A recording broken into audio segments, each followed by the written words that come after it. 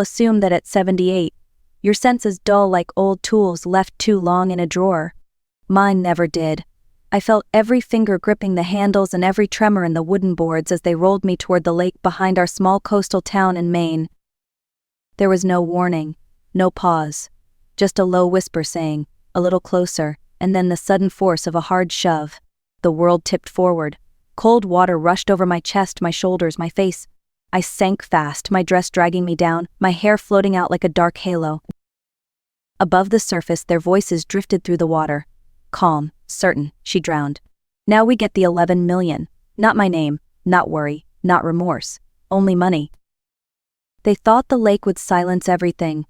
They thought age had softened me into someone who would slip quietly out of their way. They forgot that I grew up on the Atlantic, where storms teach you how to fight for breath and tides teach you how to move with purpose. Even now, when my legs ache and a cane waits by my bed, my body remembers water. I twisted free of the chair, pushed off the weight of the dress, and angled myself sideways until I reached the shadow beneath the pier. When my fingers brushed the rough barnacled post, something inside me sharpened. These were the people I had forgiven, supported, and trusted for years, and this was the way they chose to repay me. They underestimated the wrong old woman. That would be their final mistake.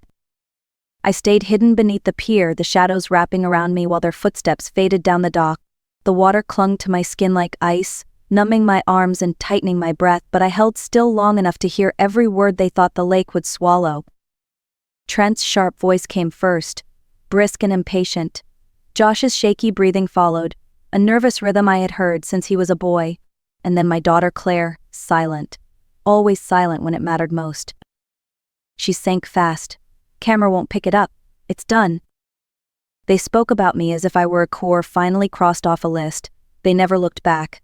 They never imagined I might still be alive, clinging to the underside of the dock like a barnacle the sea refused to claim. But I remembered something they didn't. Last spring, the marina installed new wide-angle security cameras. They overlooked every dock on weekends, recording constantly. They never paid attention to details that didn't benefit them. I always did. Once their voices disappeared, I pushed away from the pier and began the slow, punishing swim toward shore. My limbs felt heavy, each movement burning with cold, but mud eventually met my palms and gave me something solid to hold. Evening light stretched across the water, calm and ordinary, as if nothing monstrous had happened. Teenagers laughed on the far bank. Dragonflies skimmed the surface. I rose, soaked and shaking, and began the long walk home. Every step felt like shedding the last remnants of the life they expected me to leave behind at the bottom of the lake. By the time I reached my front porch, the sun had slipped behind the pines, leaving only a pale wash of light across the yard. Water dripped from my hair and clothes, pooling on the wooden steps as I steadied myself against the railing. I must have looked like a woman pulled straight from the lake's memory, but my mind was sharper than it had been in years. Inside, the house met me with its familiar quiet, no scent of dinner, no voices. No signs anyone had rushed over to pretend concern. Of course they hadn't. They were already planning their alibis, not my rescue. I closed the door and felt the tremor in my hands, not from fear but from the shock settling into my bones. I peeled off my wet cardigan, each movement stiff and careful, and sat on the entryway bench until my breath evened out. In the kitchen, I set the kettle on the stove. The small, ordinary act steadied me. When the water clicked off, I held the warm mug between my palms, letting the heat seep into my fingers. I did not drink it. I just needed something real to anchor myself. A car rolled slowly past my window. Trent's headlights. He didn't stop. He was checking for police, not checking on me. As the house settled into its nighttime creaks, a deeper truth settled with it. For years, I had forgiven too quickly and spoken up too rarely. I had kept peace that only protected the people willing to harm me. Tonight, something cracked open. Not fear, not grief, clarity. They thought the lake finished me, but this was only the beginning. I did not sleep. I lay on my side, watching the faint crack in the ceiling my late husband, Frank, always promised to fix. He never did. After he passed, I left it untouched. Some things stay unfixed because they remind you of a life that mattered. Around 4 a.m, when the sky turned that strange blue between night and dawn, I pushed myself upright. My joints protested, but staying in bed only let fear settle deeper. I turned on the lamp, its warm light spreading across the room like a quiet reassurance. On the wall hung photos of the people who had shaped my life. Claire at 12, gap-toothed and smiling. Josh as a young boy leaning against my shoulder. And Frank, sunburned and proud, holding a fishing rod the summer before his injury changed everything. They all looked so innocent in those frames. Before time hardened them. Before money twisted what was left of us. In the kitchen, I reached for my old address book. Its pages were soft from years of use. Frank's handwriting still filled a few lines, pressed deep as if he wanted the ink to survive forever. Beside his name sat a number I had not dialed in a decade, the number of his attorney, Mark Ellis. If anyone could help me rebuild control, it was him. But not yet. Not while they still believed I was dead. People reveal the most when they feel safe in their lies. I set the book aside and stepped out into the cold morning air. My legs trembled, but they held. Today would not be for confrontation. Today would be for reclaiming everything they thought I would never see again. By mid-morning, the tremble in my legs had faded into something steadier. Not comfort, but resolve. I dressed carefully, choosing plain trousers, a thick sweater, and the brown coat Frank bought me on our last anniversary. It still carried a hint of cedar, a scent that reminded me I had once been loved without conditions. The bank sat on the corner of Main Street, a modest building with clean windows and a lemon-polished scent that never changed. The tellers had known me for decades. They greeted me with warm politeness tinged with the assumption that older women only came in with simple questions. I asked to speak with my financial manager, Angela. When she ushered me into her glass-walled office, her expression softened with concern. "You look pale," she said gently. "Are you feeling all right?" I nodded and sat down. I need to review every account, every automatic payment, every authorization my family has access to. She blinked, surprised, but began pulling up my records. For several minutes, the only sound in the room was the tapping of her keyboard. Then her face tightened. "Miss Brooks, are you aware of these transactions?" She turned the screen toward me.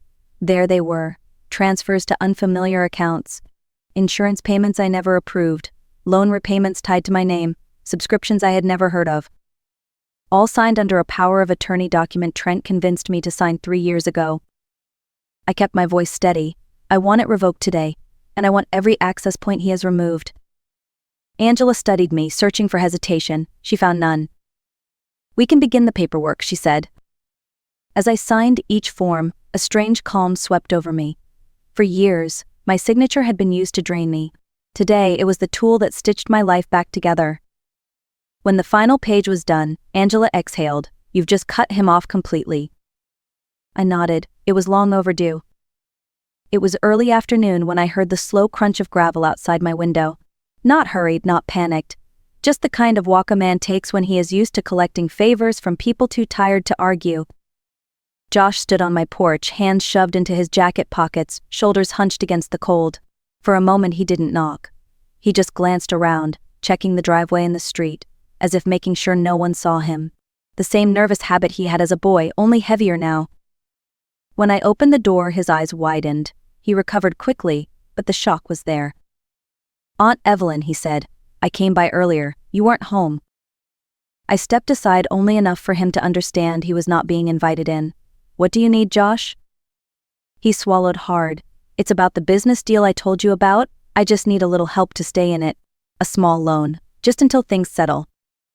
I thought of the doc, his voice echoing in my memory, shaky but eager. She sank fast. "No, Josh," I said softly. He blinked. "What? After everything you always said." "I know what I said, but things have changed, and I won't be helping you anymore." Anger flickered across his face, quick and sharp. "You're making a mistake," he muttered. I held his gaze. "Not this time." He backed away slowly, the gravel crunching under each reluctant step, until he finally turned and walked off. When I closed the door, my heart was steady. Saying no had taken me 78 years, but it felt like freedom. The next morning arrived with a cold that settled deep in my bones, but my mind was wide awake. One thought threaded through every breath I took. The camera. The one they were so certain would not see anything. The one they never bothered to look for. I dressed slowly, wrapped a scarf around my neck, and drove toward the marina. The lot was nearly empty, the boats rocking gently in the quiet morning tide. The office was a small weathered building with peeling paint and a fogged front window. Inside, a young clerk sat half asleep over a mug of coffee. When I asked for footage from Dock 3, he blinked as if he had misheard me. "Are you a boat owner, ma'am?" "No, but I was involved in an incident." That made him straighten. He called for the manager, a woman named Rosa, whose face carried the calm focus of someone who had spent a lifetime around unpredictable water. She led me to the back room lined with monitors. Before she pressed play, she asked gently, "Are you sure you want to see this?" I nodded. There it was, me in the wheelchair, Trent behind me, Josh a few steps back, Claire standing just far enough away to claim innocence. The shove, the fall, the way they walked off without a single glance at the water. Rosa let out a low breath. "This is serious." I kept my voice steady. "I need a copy." She downloaded the footage onto a flash drive and pressed it into my hand. "If you need help, you come straight to me," she said. I slipped the drive into my coat pocket. It felt small, but it held the truth they thought the lake would hide. I did not drive straight home from the marina. The flash drive in my coat pocket felt heavier than it should, as if it carried every betrayal from the past few years packed into its plastic shell. Instead, I drove to the small office above the hardware store, the one belonging to Mark Ellis, my late husband's attorney. The stairs were steep, and I had to pause twice to catch my breath, but I made it to the landing. The door was cracked open. When I pushed it wider, Mark looked up from a cluttered desk, his glasses sliding down his nose. For a moment, he simply stared. "Evelyn Brooks," he said, standing quickly. "Are you hurt?" I sat down before my knees gave out. "No, just older than I was yesterday." He waited quietly, the way only someone who has seen people unravel knows how to wait. I reached into my coat and placed the flash drive on his desk. His eyes sharpened. "What is this?" "Evidence," I said, "of an attempted murder." He did not interrupt while I told him everything. The doc. The voices. The financial documents I had found. When I finished, he leaned back, running a hand through his thinning hair. "Good Lord, Evelyn, your own family." He closed his eyes for a long moment, then asked the question that mattered most. "What do you want to do?"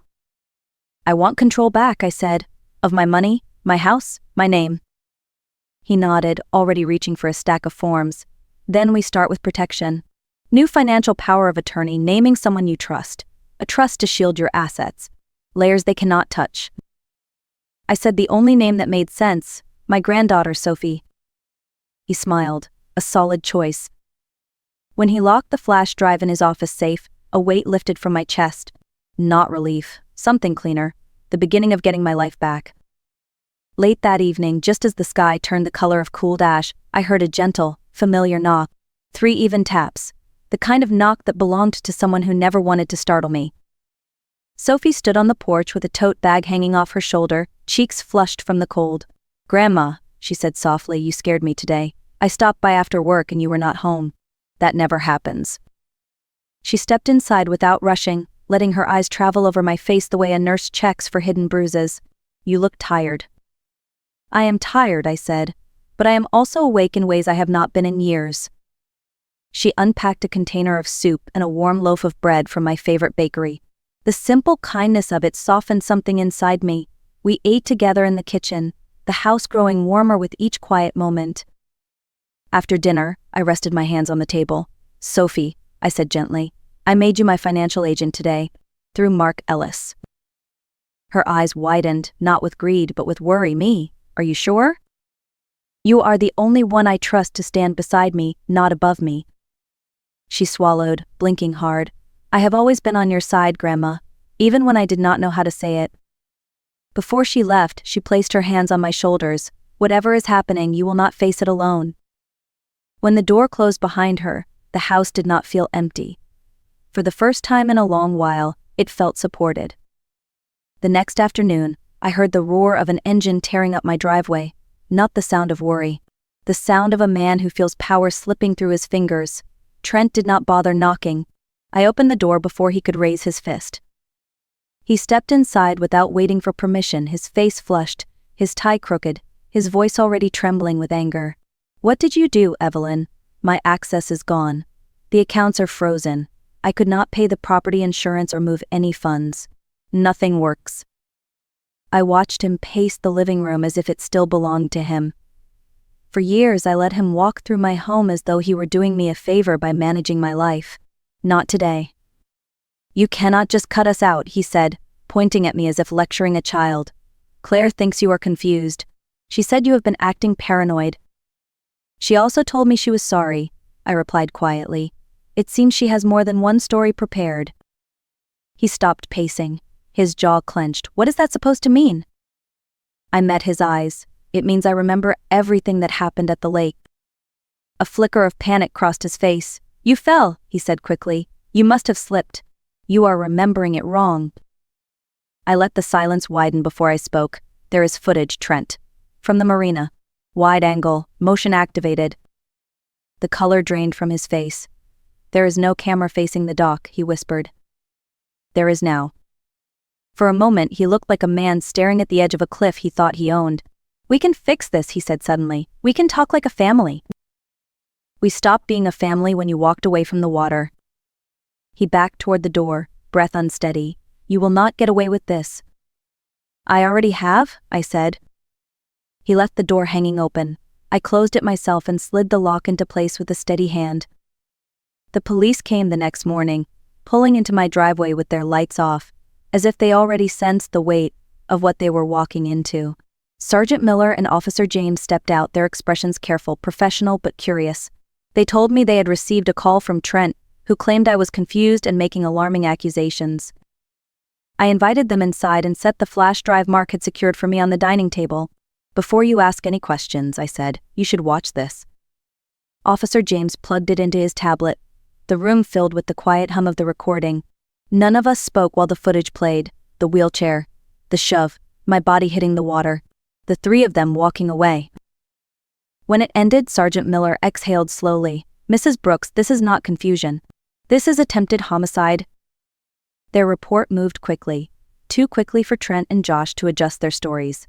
By the afternoon, the officers returned to let me know that both men were in custody, Trent for attempted murder and financial exploitation, Josh for fraudulent loans and accessory charges. Claire was not arrested. Her silence was a moral failure, not a criminal one, though it weighed heavier on me than anything the men had done. That evening she came to my house with eyes swollen from crying. She stood on the porch like a stranger, unsure if she had the right to knock. "Mom," she whispered. "I did not know how to stop him. I was scared. I froze." "Fear explains a moment," I said gently, "but it cannot excuse a choice." She broke down, apologizing over and over. I listened, but I did not reach for her. Forgiveness, if it comes, will take time. Some wounds close slowly. When she left, the house felt quiet again, not empty, just honest. In the weeks that followed, life settled into a quieter rhythm. Court dates were scheduled, statements were taken, and Mark handled the constant stream of paperwork with the steady patience of someone who had shepherded many people through storms far rougher than mine. But inside my home, everything felt different. The air no longer carried the weight of someone else's control. The silence no longer felt like abandonment, it felt like space. One afternoon, as I stood at the kitchen window watching leaves scatter across the yard, Mark mentioned something almost in passing. "You know, Evelyn, you do not have to stay in this house if it feels heavy. Fresh starts are not only for the young." The idea lingered. Days later, Sophie drove me along the coast where the Atlantic stretched out wide and open. We stopped at a small cottage tucked behind a row of wind-shaped pines. The paint was chipped. The porch creaked. The roof sagged just slightly. But the moment I stepped inside, the air smelled of salt and sunlight, and something in me loosened. I bought it 2 days later. I packed lightly, choosing only the pieces of my life that still felt like mine. Frank's old watch, the teapot with the chipped handle, a quilt I stitched the winter he passed. The rest could stay behind. Some objects hold memories worth carrying. Others hold memories that keep us from moving forward. The first morning in the cottage, I opened all the windows and let the sea breeze sweep through the rooms. I made tea and carried it to the porch, listening to waves break somewhere beyond the dunes. For the first time since the lake, my breath felt full and steady. Claire visits now and then. She is trying, slowly untangling herself from the person she let her husband shape her into. I do not offer quick forgiveness, but I do offer the door, left open just enough for her to walk through when she is ready. If my story reaches someone who feels trapped, overlooked, or silenced, I hope it reminds them of this. You are allowed to take your life back, no matter your age, no matter who tries to convince you otherwise. If this story stayed with you, share it with someone who needs it, and tell me in the comments where you are listening from.